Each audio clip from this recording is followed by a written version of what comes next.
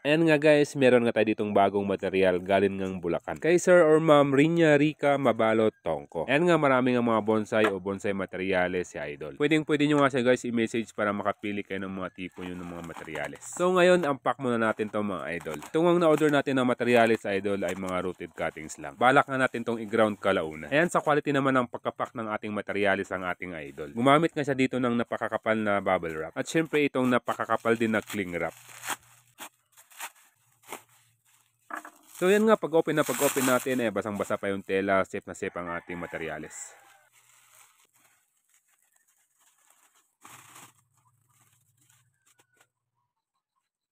Yan guys, kita nyo naman, ito nga isang materyales na agoho. Isang ang agohong dilasag, ayan. Ayan, syempre, roted na sila at ang ginamit nga dito ng ating Idol na medium may isang reverse hand. And Idol, ganito nga kakaganda ang kanyang mga dahon. Super lush at super healthy na rin. Unang-unang gagawin natin dito, ititrain muna natin ang kanyang mga ugat mga Idol. Habang magpapalarga muna tayo ng kanilang mga trunk.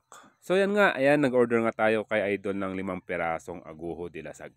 At same nga lang silang 5 roted cuttings. Balak natin dito kapag naka-establish na nga sila sa kanilang mga bagong training path. Ililipat nga natin sila sa ground para sa mas mabilis na paglaki ng mga trunk. At ang iba nga dito, syempre gagawin din nating mother plant para sa ating propagation.